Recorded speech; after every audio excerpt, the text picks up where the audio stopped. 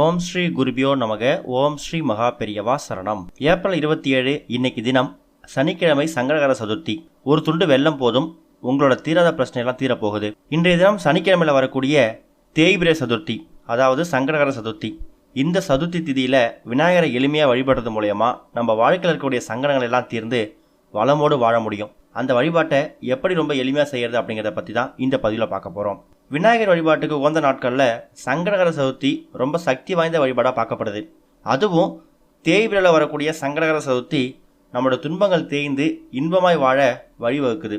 ஏன்னா சந்திர பகவான் தான் பெற்ற சாபத்தை நிவர்த்தி செய்யறதுக்காக விநாயகர் பெருமான தேய்பிரை சதுர்த்தியில் வழிபட்டார் அப்படிங்கிற மாதிரி பல புராண கதைகள் இருக்குது. அப்படிப்பட்ட அந்த நாளில் நாம விநாயகர் பெருமானை வணங்கும் போது நம்மளோட துன்பங்கள் நிவர்த்தியாகும் அப்படின்னு நம்பப்படுது. நம்முடைய மனசை கட்டுப்படுத்தக்கூடிய ஆற்றல் சந்திர பகவானு தான் இருக்குதான். நம்ம செய்யக்கூடிய ஒரு செயல்களுக்கும் காரணம் சந்திர பகவான் தான். அதனால தான் அவரை மனோகாரகன்னு கூப்பிடுறாங்க. அப்படிப்பட்ட மனோகாரகன் வழிபட்ட தேய்பிரை சதுர்த்தி அன்னைக்கு நாமும் விநாயகரை வணங்கும் போது நமக்கு அவருக்கு கிடைச்ச அருள் அப்படியே கிடைக்கும் அப்படிங்கிறது தான் பெரிய ஐதீகம். இன்றைய தினம் தமிழ் மாதம் சித்திரையில் வரக்கூடிய முதல் சங்கடகர சதுர்த்தி. இந்த தினத்தில் நம்ம விநாயகரை வணங்கும் போது சந்திரன், சூரியன் இவங்களோட அருளையும் ஆசையும் சேர்ந்து பெற முடியும். விநாயகரை இன்னைக்கு தினம் விரதம் இருந்து வழிபடுறதால பல நன்மைகள் கிடைக்கும். அவரவர் உடல்நிலையை பொறுத்து பலவிதமாக விரதம் இருப்பாங்க. மாலை நேரத்தில் வீட்டில் சின்னதாக மஞ்சளில் விநாயகரை பிடிச்சி வச்சுடுங்க. அதே மாதிரி விநாயகருக்கு ரொம்ப பிடிச்ச அருகம்புல்ல உங்கள் வழிபாட்டில் கட்டாயம் சேர்த்துக்கணும். விநாயகருக்கு ரொம்ப பிடிச்ச நைவேத்தியமாக கொழுக்கட்டை செஞ்சு வைங்க. அது முடியலையா ஒரே ஒரு துண்டு அச்சு வெல்லம் கூட போதும். கொழுக்கட்டை செய்யணும், சுண்டல் செய்யணும், சக்கரை பொங்கல் செய்யணும் அவசியம் இல்லை. ஒரே ஒரு துண்டு அச்சு வெல்லம் வச்சு நீங்கள் விநாயகர் பெருமானை எளிமையாக வழிபடலாம். இந்த வழிபாடு செய்யும் போது உங்களுக்கு தெரிஞ்ச விநாயகர் மந்திரங்களை வாய்விட்டு சொல்லுங்க.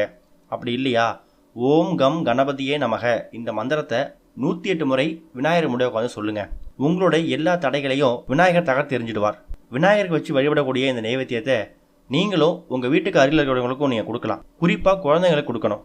அது மூலயமா விநாயகரே நேரில் வந்து சாப்பிட்டார் அப்படிங்கிறது நம்மளோட ஒரு பெரிய நம்பிக்கை. அது மட்டும் இல்லை, இன்றைய தினம் உங்கள் வீட்டு பக்கத்தில் இருக்கக்கூடிய விநாயகர் கோவிலுக்கு போயிட்டு அபிஷேகத்துக்கு தேவையான பொருட்களை வாங்கி கொடுங்க. கண்டிப்பாக சங்கடகர சதுர்த்தி அன்னைக்கு விநாயகர் கோவில்களில் அபிஷேக ஆராதனை நடக்கும். நீங்கள் அபிஷேக சம்மந்தப்பட்ட பொருட்களை வாங்கி கொடுக்கும்போது உங்களோட எல்லா விதமான பணப்பிரச்சனை சம்மந்தமான தடைகளை அது நீக்கிடும். தும்பிக்கை ஆண்டவரை இன்றைய தினத்தில் நீங்கள் எளிமையாக வழிபடுறது மூலயமா நம்ம வாழ்க்கையில் சகல துன்பங்களும் தவிடுபடியாகும். எளிமையான கடவுளாக இருக்கக்கூடிய முழுமுதற் கடவுளாக இருக்கக்கூடிய விநாயகர் பெருமான சங்கடகர சதுர்த்தி அன்னைக்கு வணங்கி நம்மளோட சங்கடங்களை போக்கிக்கலாம். மறக்காமல் ஒரு துண்டு அச்சு வெல்லம் வச்சு விநாயகர் பெருமானை வணங்குங்க. ஓம் ஸ்ரீ குருபியோ நமக. ஓம் ஸ்ரீ மகா பெரியவா சரணம்.